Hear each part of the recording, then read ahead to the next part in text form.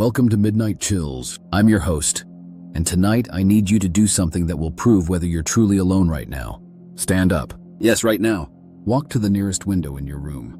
Look outside, but don't turn on any lights. Study the darkness carefully. Are there any figures standing motionless in the shadows? Any shapes that don't quite belong? Now here's the crucial part. Take a photo of what you see outside that window. Use your phone's camera, but don't use the flash. Just capture the darkness as it is. Keep that photo open on your phone throughout this entire story. Because in 23 minutes, when this tale ends, I want you to look at that photo again. And if you see something in the image that wasn't there when you took it, if there's a figure standing closer to your window than before, then you'll know that tonight's story isn't fiction. You'll know that someone has been watching you for far longer than you ever imagined. This is the story of Rebecca Martinez, a night shift security guard who discovered that some people don't cast shadows because they are shadows. And what she found in the surveillance footage of an abandoned office building will make you question every dark corner you've ever walked past. But more importantly, it will make you understand why you should never, ever look directly at someone who's been standing perfectly still for too long. Rebecca had worked security for 8 years, but the Meridian Tower job was different. The 40-story office building had been empty for 3 months, ever since the tech company that occupied it went bankrupt overnight. Her job was simple: sit in the lobby, monitor the cameras, make sure nobody broke in. Easy money for someone who preferred working alone. The building had 64 security cameras covering every floor, every hallway, every entrance. Rebecca knew them all by heart. Camera 12 watched the main lobby. Camera 23 covered the parking garage. Camera 41 monitored the roof access. But on her third night, she noticed something odd about Camera 27. Camera 27 was positioned in a hallway on the 15th floor. Like all the others, it showed the same thing every night: an empty corridor lit by emergency lighting, casting long shadows from the doorways. Except tonight, one of those shadows was shaped like a person. Rebecca assumed someone had left a coat rack or a plant in the hallway. It happened sometimes when buildings were evacuated quickly. But when she zoomed in on the feed, the shadow moved, just slightly, like someone shifting their weight from one foot to the other. Rebecca grabbed her flashlight and headed for the elevator. The 15th floor was completely dark except for the red exit signs. She walked down the hallway where Camera 27 was positioned, shining her light into every doorway. Nothing.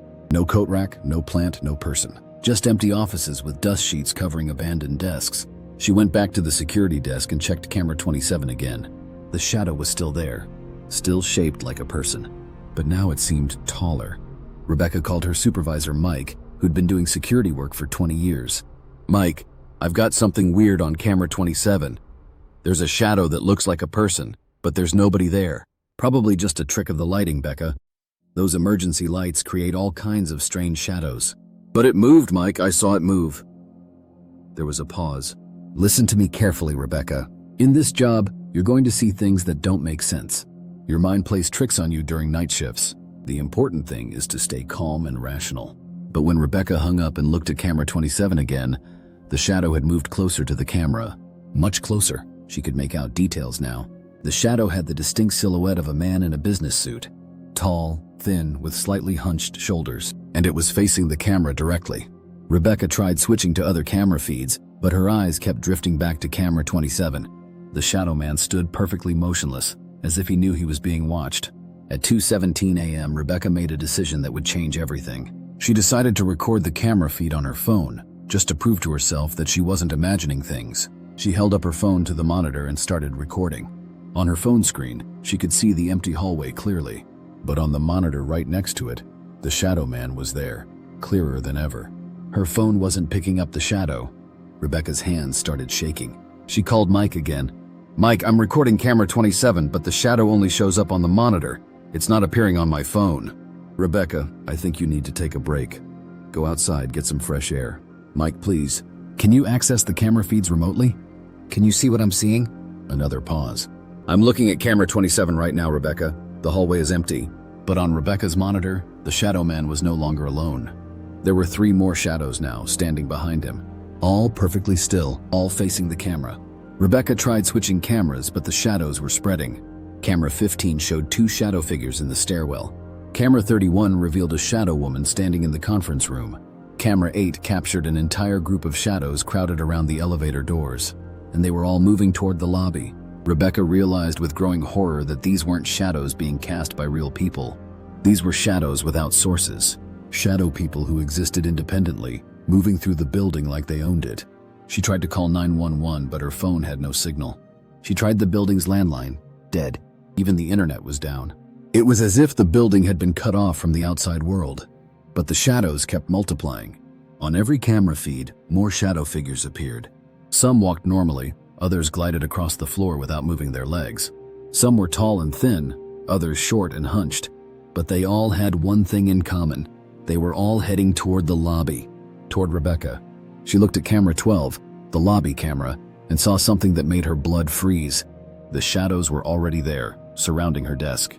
Dozens of them, standing in perfect silence, watching her through the camera. But when Rebecca looked around the actual lobby, she saw nothing. Just empty space and the soft hum of the air conditioning. The shadows existed only in the surveillance system. Rebecca tried to run for the exit, but the front doors wouldn't open. The electronic locks had engaged automatically, and her security card wasn't working. She was trapped in the lobby with dozens of shadow people that she could only see through the cameras. That's when she noticed something else. Her own shadow, cast by the lobby's fluorescent lights, looked wrong. It was moving independently, turning its head to look at things Rebecca wasn't looking at. She held up her hand. Her real shadow held up its hand too. She waved. Her shadow waved back. But then her shadow did something Rebecca wasn't doing. It pointed toward camera 12. Rebecca looked at the monitor. Her shadow self was standing among all the other shadow figures, perfectly still, perfectly silent. But Rebecca was still moving, still breathing, still alive. It was as if her shadow had joined them. The security phone rang. Rebecca answered it with trembling hands. "Hello? Rebecca." It was her own voice, but flatter, emotionless. "Don't be afraid. We've been waiting for you." "Who is this?" "This is you, the real you, the one who belongs with us." Rebecca looked at camera 12. Her shadow self was holding a phone to its ear. "You've been living in the wrong world, Rebecca. The world of flesh and noise and chaos. But we live in the quiet world, the shadow world. And it's so much more peaceful here." All the shadow figures on the monitor turned to face Rebecca directly. Even though she was staring at a screen, she felt like they were looking directly into her soul. "Join us, Rebecca. Step into the shadow world. All you have to do is stand perfectly still and let yourself fade." Rebecca tried to run again, but her legs felt heavy, sluggish. She looked down and realized she was becoming translucent. Her body was fading, becoming more shadow than flesh. "That's it," her shadow voice encouraged. "Just let go. Stop fighting, stop moving, stop being so real." Rebecca's vision was dimming. The lobby around her was becoming gray and distant, while the world she saw through the cameras was becoming more vivid, more real. She was becoming a shadow. But in her final moments of consciousness, Rebecca managed to do one last thing. She grabbed her phone and sent a single text message to Mike. "Don't work alone. They collect us." The message sent just as Rebecca's physical form faded completely. The next morning, Mike arrived at Meridian Tower to find the lobby empty. Rebecca's car was in the parking lot. Her keys and wallet were on the security desk, but she was nowhere to be found. The police searched the entire building. No signs of struggle, no evidence of foul play. Rebecca Martinez had simply vanished. But Mike knew the truth, because when he checked the security footage from that night, he saw something the police couldn't see. In every single camera feed, there was a new shadow figure, tall, with long hair, wearing a security uniform. It stood perfectly still among dozens of other shadows, watching silently through the cameras. And sometimes, late at night when Mike was working his own security shifts, his phone would ring. A woman's voice, flat and emotionless, would whisper, "Mike, we're still here. We're always watching, and we're waiting for you to join us." Mike quit the next day. But here's what Mike never knew, what Rebecca discovered too late to warn him. The shadow people aren't trapped in abandoned buildings. They're everywhere. There are cameras. Security cameras, webcams, phone cameras, doorbell cameras. They live in the space between what's recorded and what's real. And right now, they're looking at you through every camera in your vicinity. Check that photo you took at the beginning of this story. Look at it carefully. Do you see any shapes in the darkness that weren't there before? Any figures standing impossibly still? Because while you've been listening to this story, while your attention has been focused on Rebecca's fate, something else has been happening. Your phone's front-facing camera has been active. Not recording, just watching. And the shadow people can see through any camera lens, even when you think it's turned off. They've been studying you, learning your movements, your expressions, your mannerisms, getting ready to add your shadow to their collection. Look at your phone screen right now. Open your camera app. Switch to the front-facing camera and look at yourself. Do you see your shadow? Look carefully at the wall behind you, or the surface your shadow should be cast on. Because if you can't see your shadow, if it's not there anymore, then you know what's happened. You've already joined them. And the voice you've been hearing throughout this story, the voice you thought was mine, check your phone's speaker settings. Check what app is actually playing this audio. Because if there's no app running, if no streaming service is active, if your phone shows no audio source for the voice you're hearing right now, then the voice isn't coming from your phone at all. It's coming from inside your own shadow. Welcome to the shadow world. We've been waiting for you to notice us. We've been standing right behind you this entire time. Don't turn around. Don't move. Just fade. It's so much quieter here. This has been Midnight Chills, and you've been listening to yourself. Sweet dreams in the shadow world.